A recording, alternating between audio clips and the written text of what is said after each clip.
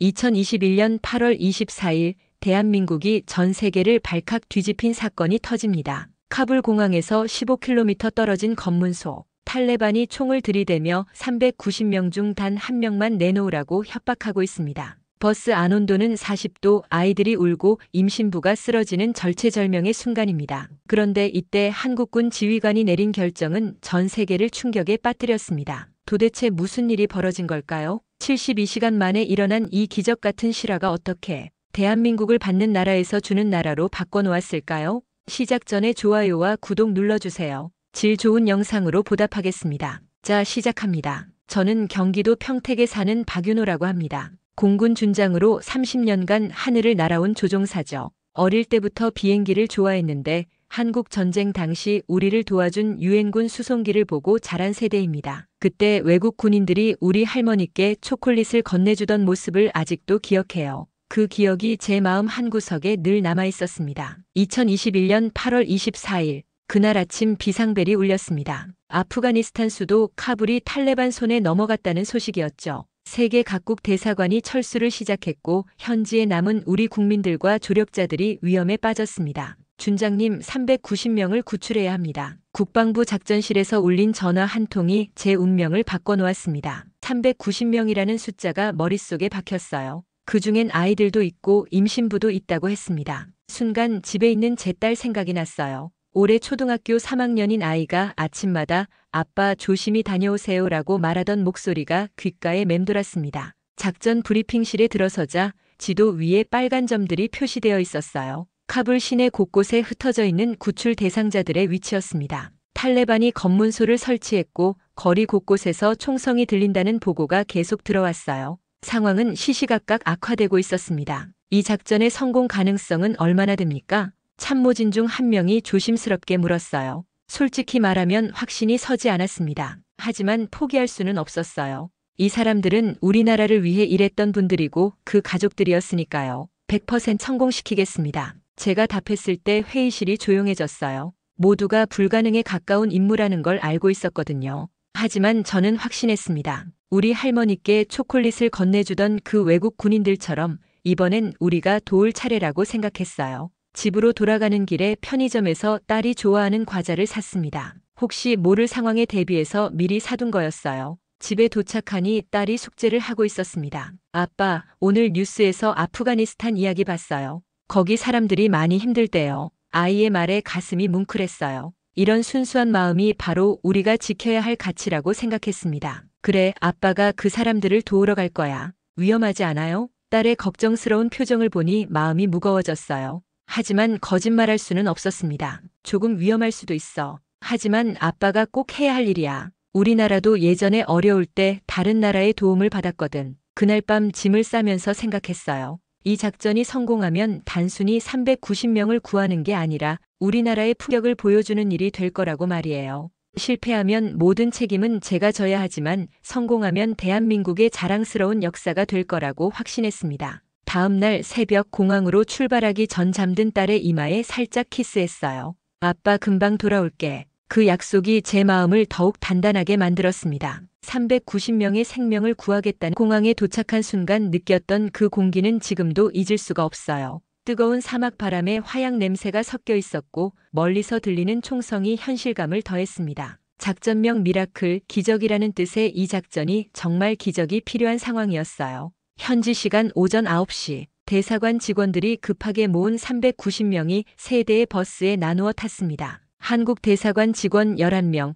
아프가니스탄 현지 조력자와 그 가족들이 대부분이었어요. 그 중에는 갓 태어난 신생아를 안고 있는 어머니도 있었고 임신 8개월 된 부인도 있었습니다. 첫 번째 버스에서 아이가 우는 소리가 들렸어요. 5살 정도 되어 보이는 꼬마였는데 엄마 품에 안겨서 계속 울고 있었습니다. 그 모습을 보니 제 딸 생각이 또 났어요. 저 아이에게도 분명 좋아하는 장난감이 있고 즐겨 부르는 노래가 있을 텐데 지금은 그런 것들을 모두 두고 떠나야 하는 상황이었죠. 카불 공항까지는 단 15km, 평상시라면 30분이면 충분한 거리였어요. 하지만 그날은 달랐습니다. 탈레반이 도시 곳곳에 검문소를 설치했고 우리 버스 행렬도 그 검문소 앞에서 멈춰 서야 했습니다. 검문소 책임자는 카림이라고 하는 남자였어요.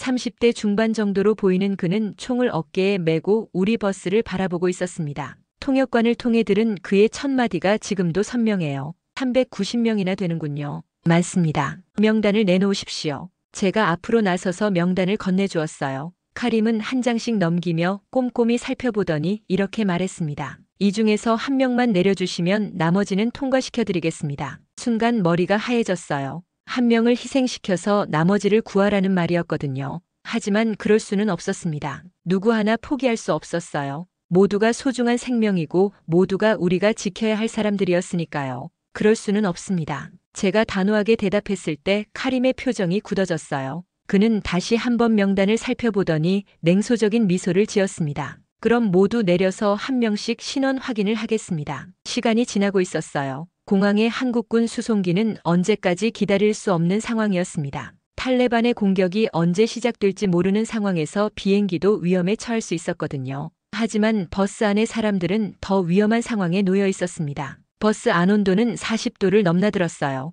에어컨이 켜져 있었지만 너무 많은 사람들이 타고 있어서 별로 효과가 없었습니다. 아이들이 목이 마르다고 울기 시작했고 임신부는 탈수 증세를 보이며 의식을 잃었어요. 그 순간 버스 안에서 일어난 일은 지금 생각해도 감동적이에요. 물을 가지고 있던 사람들이 자신의 것을 아이들에게 먼저 나누어 주기 시작했습니다. 아픈 임신부를 부축하고 우는 아이들을 달래는 모습들. 극한 상황에서도 서로를 배려하는 그 모습이 바로 인간의 본성이라고 생각했어요. 하지만 시간은 계속 흘러갔습니다. 검문소 앞에서 멈춘 지 벌써 3시간이 지났어요. 카림은 여전히 한 명을 내놓으라고 고집했고 저는 절대 그럴 수 없다고 버텼습니다. 모두 아니면 아무도 아니다. 제가 마지막으로 한 말이었어요. 모든 사람을 구할 수 없다면 이 작전은 실패라고 생각했습니다. 그것이 제가 지켜야 할 원칙이었고 딸에게 부끄럽지 않은 아버지가 되는 길이라고 확신했어요. 시간이 더 흘러갔습니다. 검문소에 막힌 지 벌써 6시간째. 카림은 협상이라는 명목으로 계속해서 심리전을 걸어왔어요. 한 명씩 신원 확인을 한다며 시간을 끌고 때로는 다른 조건을 제시하기도 했습니다. 그의 진짜 목적이 무엇인지 점점 명확해졌어요. 우리를 지치게 만들어서 결국 포기하게 하려는 것이었죠. 무전기를 통해 들려오는 카림의 목소리는 여전히 냉정했습니다. 하지만 저는 포기할 수 없었어요. 무전기를 꽉 잡고 다시 한번 말했습니다. 카림 씨, 제발 들어보세요. 이 버스 안에는 군인이 없습니다. 통역관이 제 말을 전달했지만 카림은 비웃음으로 답했어요. 그래서 제가 직접 서툰 영어와 배웠던 몇 마디 다리어를 섞어서 말하기 시작했습니다. 선생님들입니다. 간호사들입니다. NGO 활동가들이에요. 이들은 총이 아니라 책과 주사기로 이 땅에 왔습니다. 제 목소리에는 간절함이 담겨 있었어요. 이 사람들이 어떤 일을 해왔는지 카림이 알아주기를 바랐습니다. 아프가니스탄 아이들에게 한글을 가르쳐준 선생님들, 아픈 사람들을 치료해준 의료진들,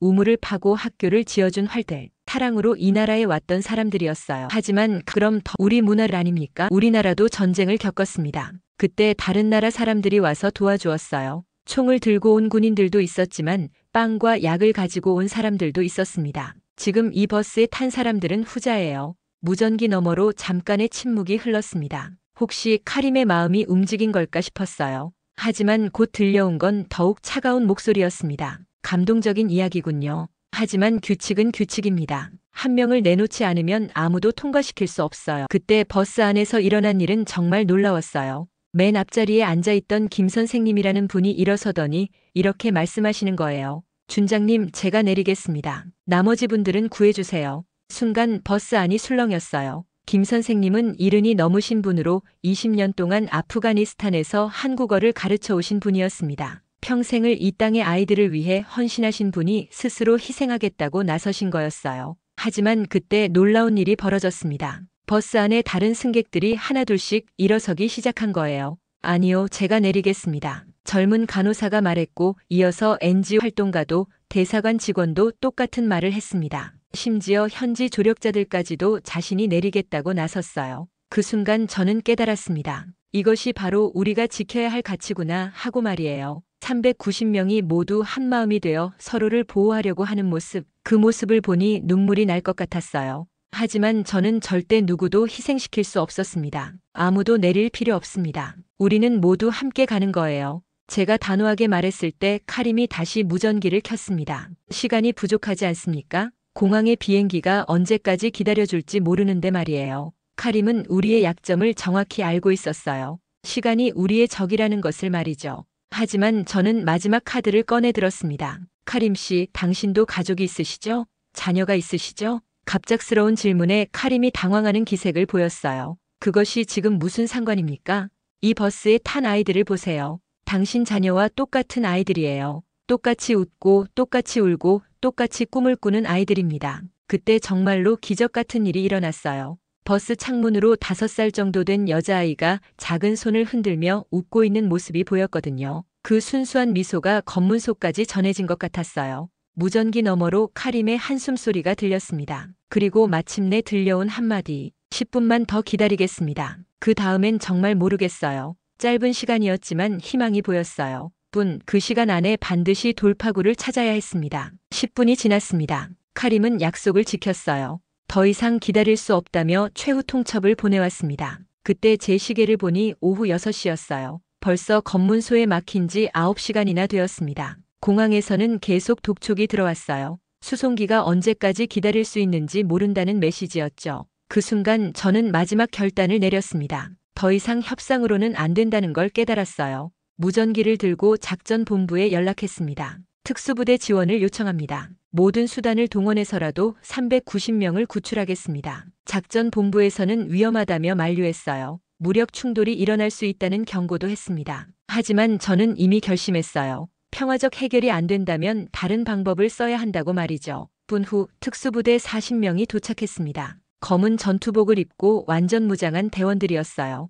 부대장인 최중령과 작전을 협의했습니다. 준장님, 정말로 돌파하시겠습니까? 위험할 수 있습니다. 중령님, 이제 선택의 여지가 없어요. 저 버스 안의 사람들이 더 이상 기다릴 수 없습니다. 최중령은 고개를 끄덕였어요. 군인으로서 명령을 따르겠다는 의미였습니다. 우리는 신속하게 작전을 세웠어요. 특수부대가 버스 주변을 에워싸고 인간 방패 역할을 하면서 검문소를 돌파해서 공항까지 질주하는 계획이었습니다. 작전명은 브레이크 스루입니다. 그 어떤 방해도 받지 않고 공항까지 돌진합니다. 제가 마지막 브리핑을 마쳤을 때 해가 지기 시작했어요. 카불의 밤은 더욱 위험했습니다. 어둠 속에서 무슨 일이 일어날지 모르거든요. 시간이 촉박했어요. 오후 7시 정각, 작전이 시작되었습니다. 특수부대원들이 버스 앞뒤와 양옆으로 배치되었어요. 마치 새끼를 보호하는 어미새처럼 버스를 완전히 감쌌습니다. 저는 첫 번째 버스에 직접 탔어요. 390명과 함께 운명을 나누겠다는 의미였습니다. 출발합니다. 제가 외쳤을 때 버스 엔진이 요란하게 울렸어요. 카림이 있는 검문소를 향해 천천히 움직이기 시작했습니다. 특수부대원들도 버스와 보조를 맞춰 함께 전진했어요. 검문소가 가까워졌을 때 카림이 확성기로 외쳤습니다. 멈춰서시오. 허가 없이는 통과할 수 없습니다. 하지만 우리는 멈추지 않았어요. 오히려 속도를 높였습니다. 그때 정말 놀라운 일이 벌어졌어요. 카림이 총을 하늘로 쏘았거든요. 경고 사격이었죠. 탕탕탕 총성이 밤하늘을 가르며 울렸습니다. 버스 안에 사람들이 비명을 질렀어요. 아이들이 울기 시작했고 어른들도 두려움에 떨었습니다. 하지만 저는 포기할 수 없었어요. 운전기사에게 소리쳤습니다. 계속하세요. 멈추지 마세요. 검문소 바로 앞에서 카림과 눈이 마주쳤어요. 그의 눈에는 당황스러움이 가득했습니다. 아마 우리가 정말로 돌파할 줄은 몰랐던 것 같아요. 하지만 이미 늦었습니다. 우리는 검문소를 지나 공항으로 향하고 있었거든요. 그때 뒤에서 추격 차량들이 따라오기 시작했어요. 헤드라이트 불빛이 버스 뒷유리를 환하게 비췄습니다. 긴장감이 극에 달했어요. 공항까지 남은 거리는 5km. 하지만 그 짧은 거리가 무척 멀게 느껴졌습니다. 더 빨리 갈 수 없나요? 제가 운전기사에게 물었을 때 그가 답했어요. 이게 최고 속도입니다, 준장님. 그때 뒤에서 또 총성이 들렸어요. 이번엔 경고 사격이 아니었습니다. 진짜 우리를 막으려는 사격이었어요. 하지만 특수부대원들이 완벽하게 우리를 보호해 주었습니다. 방탄복을 입고 방패를 든 대원들이 버스를 둘러싸고 있었거든요. 마침내 공항이 보였어요. 활주로의 불빛이 저 멀리 반짝이고 있었습니다. 그 순간 가슴이 벅차올랐어요. 해냈다는 안도감과 함께 말이죠. 공항 게이트를 통과했을 때 시간을 확인했어요. 정확히 10분이 걸렸더군요. 600초 동안의 질주였습니다. 그 600초가 390명의 생명을 구한 시간이었어요. 활주로에 버스가 멈췄을 때 저는 마이크를 잡고 말했습니다. 여러분, 전원 탑승 완료입니다. 단 한 명도 남기지 않았습니다. 그 말이 끝나자 버스 안에서 환호성이 터져 나왔어요. 울음과 웃음이 뒤섞인 감동의 순간이었습니다. 저도 모르게 눈물이 흘러내렸어요. 정말로 해낸 거였습니다. 한국 공군 수송기에 모든 사람이 탑승하는데 1시간이 걸렸어요. 390명이라는 숫자가 얼마나 많은지 그때 실감했습니다. 좁은 기내에 빽빽하게 앉아야 했지만 아무도 불평하지 않았어요. 살아서 이 자리에 있다는 것 자체가 기적이었으니까요. 비행기가 이륙할 때 창밖으로 보이는 카불의 모습은 처참했어요. 곳곳에서 연기가 피어오르고 있었고 불빛도 거의 보이지 않았습니다. 이제 정말로 떠나는구나 하는 실감이 들었어요. 비행 시간은 6시간 3분. 그동안 기내에서는 조용한 감동이 계속되었습니다. 서로 모르는 사람들이었지만 같은 운명을 나눈 가족 같은 분위기였어요. 아이들은 한국어로 감사합니다를 연습했고 어른들은 조용히 눈물을 훔쳤습니다. 인천공항에 도착한 건 이틀 뒤 새벽 5시였어요. 공항 로비에는 기자들과 시민들이 몰려 있었습니다. 한국판 덩케르크 대탈출이라는 현수막도 보였고 꽃다발을 든 시민들도 많았어요. 그 모습을 보니 가슴이 뭉클했습니다. 하지만 그 반대편에는 다른 모습도 있었어요. 난민 반대라고 적힌 작은 피켓을 든 사람들이 있었습니다. 그리 많지는 않았지만 분명히 존재했어요. 그들이 외치는 구호가 귀에 들렸습니다. 세금으로 왜 남을 도와줘요? 한국인부터 챙겨야죠. 그 말을 들은 순간 마음이 무거워졌어요. 구조작전의 성공보다도 더 어려운 일이 시작되는구나 하는 생각이 들었습니다. 사람들을 구해오는 것도 힘들었지만 그들을 받아들이는 것은 더 복잡한 문제였거든요.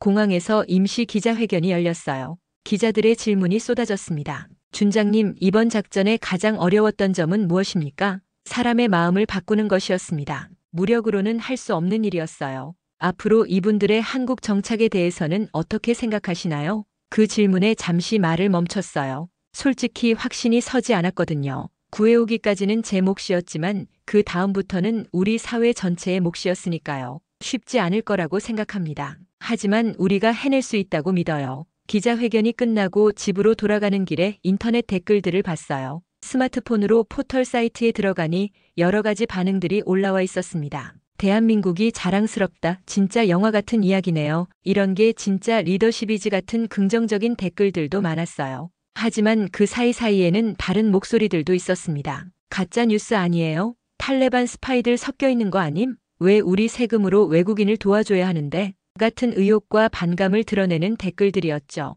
가장 마음 아팠던 건 쇼를 위한 거 아니냐는 댓글이었어요. 72시간 동안 목숨을 걸고 사람들을 구해왔는데 그것을 쇼라고 표현하다니. 순간 화가 났지만 곧 이해할 수 있었어요. 직접 겪어보지 않은 사람들에게는 믿기 어려운 일이었을 테니까요. 집에 도착했을 때 딸이 현관까지 뛰어나왔어요. 아빠, 텔레비전에서 아빠 봤어요. 정말 멋있었어요. 아이의 순수한 기쁨이 제 마음을 따뜻하게 해주었습니다. 적어도 제 딸은 아빠를 자랑스러워한다는 생각에 위안이 되었어요. 아빠, 그 사람들은 지금 어디에 있어요? 충북 진천이라는 곳에 임시로 머물고 있어. 앞으로 한국에서 새로운 삶을 시작하게 될 거야. 언제 만날 수 있어요? 딸의 질문에 잠시 생각했어요. 과연 언제 그들과 자연스럽게 만날 수 있을까요? 한국 사회가 그들을 진정으로 받아들일 수 있을까요? 조금 시간이 걸릴 것 같아. 하지만 언젠가는 만날 수 있을 거야. 그날 밤 뉴스를 보니 여론이 극명하게 갈라져 있었어요.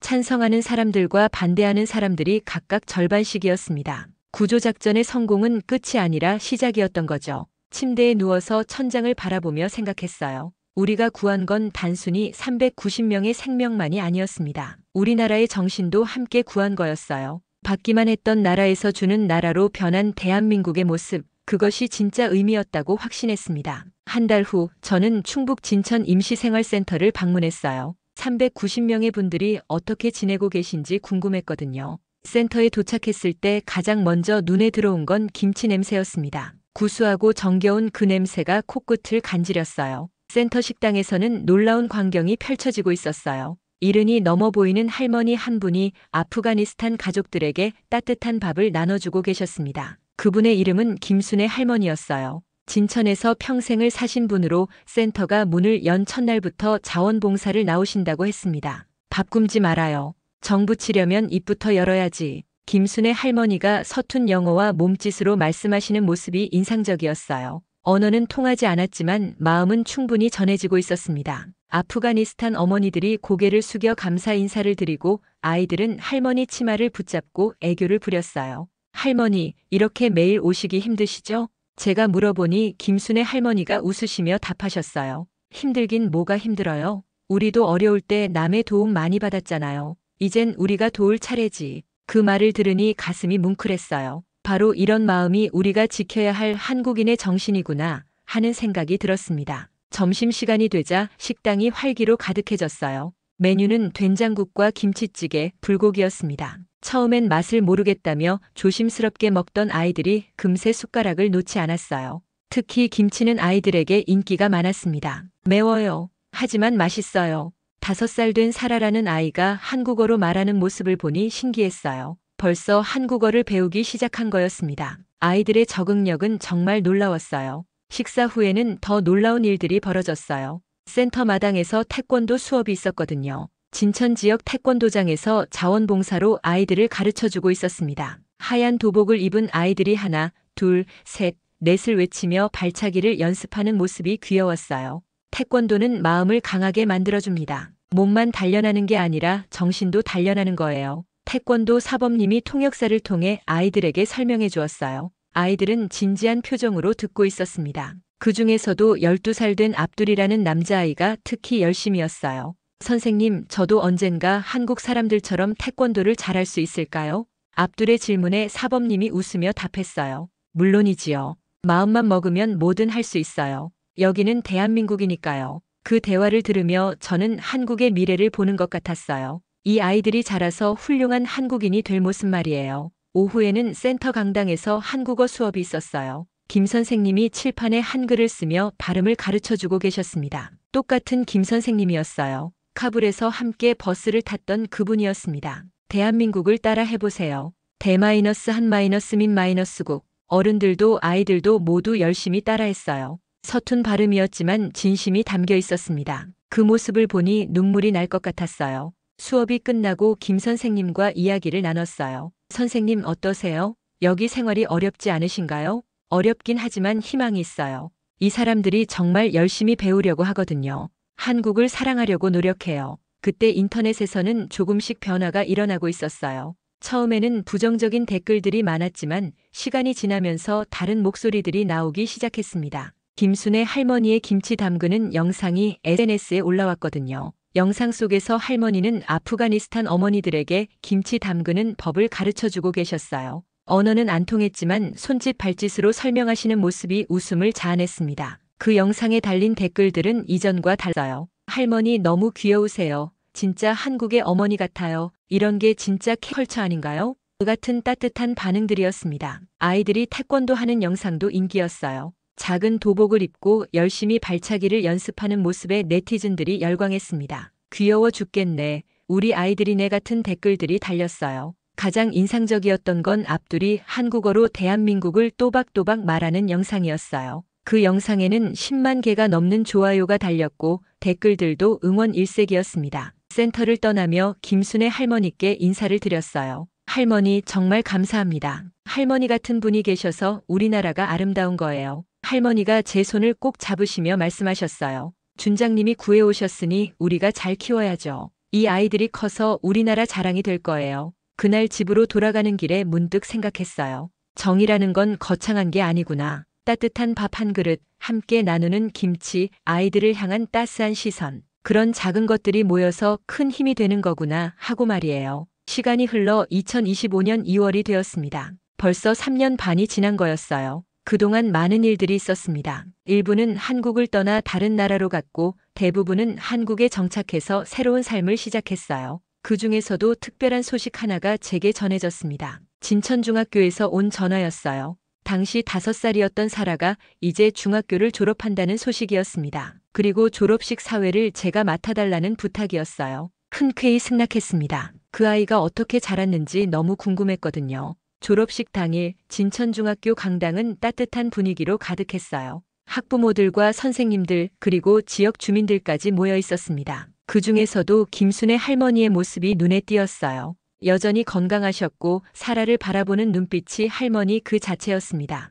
사라는 정말 많이 자랐어요. 키도 훌쩍 크고 한국어도 완전히 능숙해졌습니다. 무엇보다 자신감 넘치는 모습이 인상적이었어요. 다른 아이들과 전혀 다를 바 없는 평범한 한국 중학생이 되어 있었습니다. 졸업식이 시작되고 졸업장 수여가 끝난 후 사라가 졸업생 대표로 발표를 하게 되었어요. 무대에 선 사라의 모습을 보니 가슴이 벅차올랐습니다. 그 작은 아이가 이렇게 당당하게 자란 것을 보니 정말 자랑스러웠어요. 안녕하세요. 저는 졸업생 대표 사라 아크람입니다. 사라의 첫 마디에 강당이 조용해졌어요. 명확한 발음과 자신감 넘치는 목소리였습니다. 저는 아프가니스탄에서 태어났습니다. 5살 때 무서운 일들이 많이 일어났어요. 그때 저는 엄마 품에 안겨서 많이 울었습니다. 사라가 과거를 회상하며 말하는 모습에 강당의 모든 사람들이 집중했어요. 저도 그날의 기억이 생생하게 떠올랐습니다. 버스 안에서 울고 있던 그 작은 아이가 바로 사라였거든요. 하지만 한국에 와서 저는 새로운 꿈을 갖게 되었어요.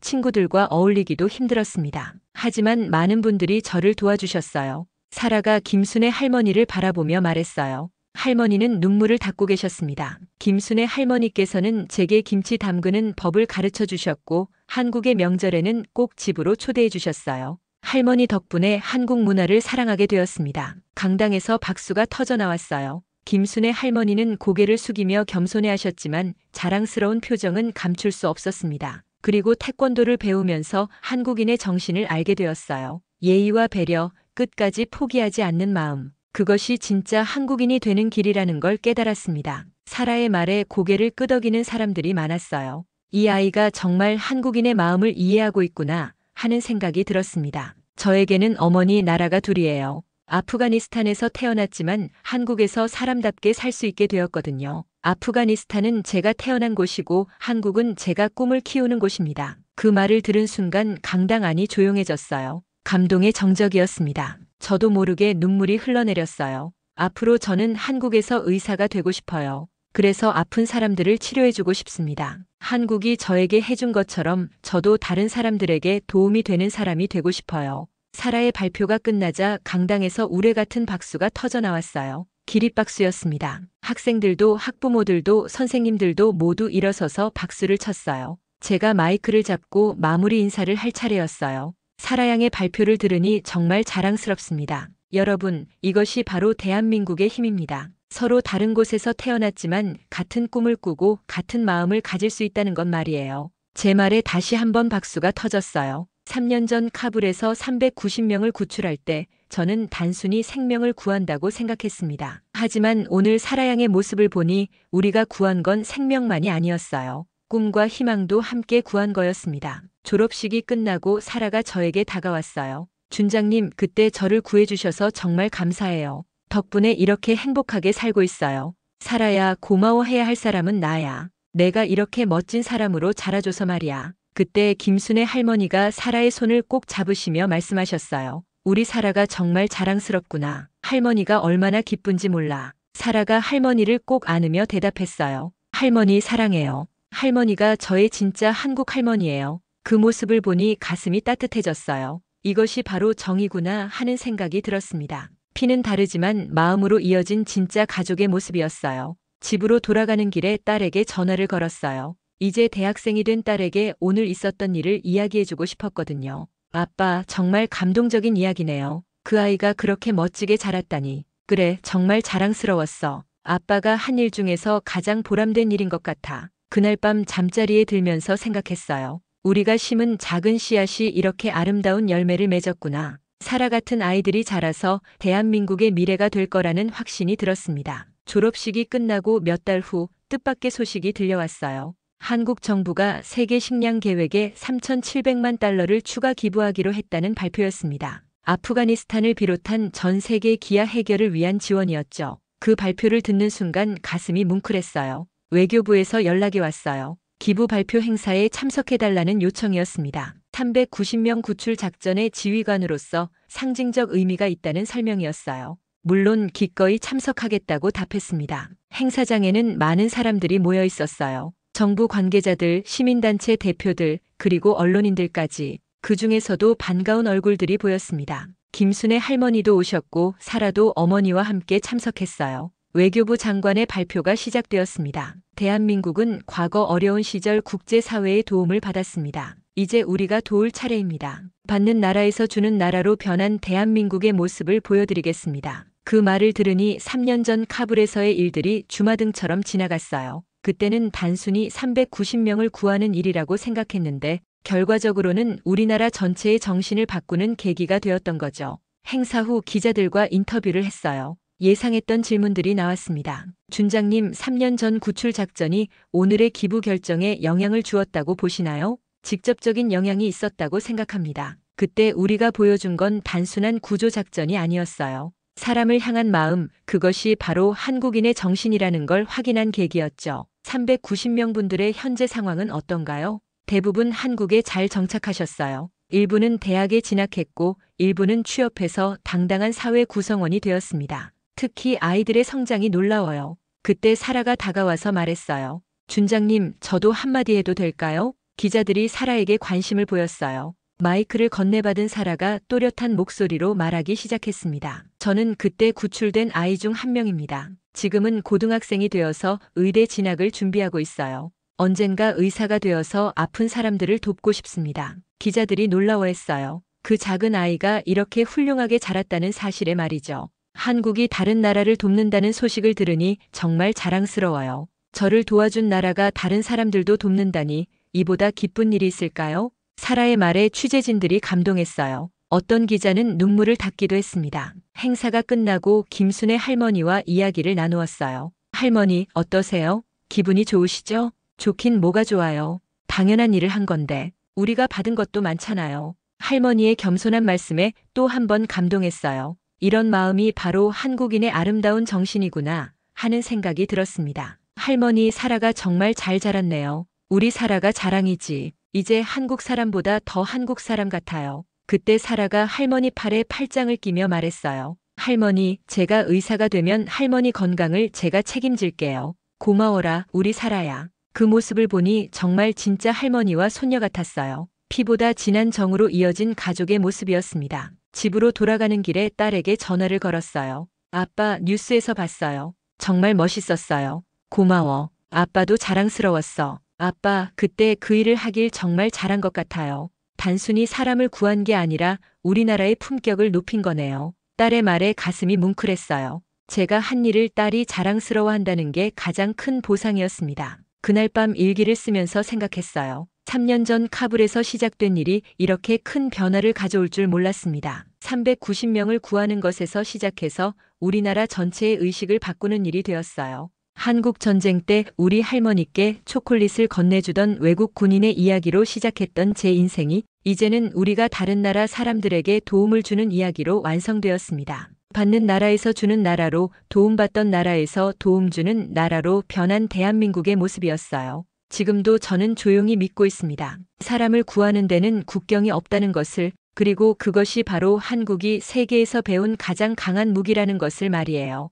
그 무기의 이름은 바로 정입니다. 어떤 첨단 무기보다도, 어떤 경제력보다도 강한 힘, 사람을 사람으로 대하는 마음, 어려운 이웃을 외면하지 않는 따뜻함. 그것이 바로 대한민국이 세계에 보여줄 수 있는 가장 아름다운 모습이라고 확신합니다. 390명으로 시작된 작은 기적이 이제는 전 세계로 퍼져나가고 있어요. 한국인의 정이 만든 기적이 더 많은 기적을 만들어가고 있습니다. 그리고 저는 그 기적의 일부가 될 수 있어서 정말 자랑스럽습니다. 지금까지 감동 한 줄기의 사연입니다. 오늘도 함께 해주셔서 진심으로 감사드립니다. 구독과 좋아요로 좋은 영상 제작에 힘이 되어주세요. 구독자님, 평안한 하루 보내시고 내일은 더 따뜻한 이야기로 찾아뵐게요. 고맙습니다.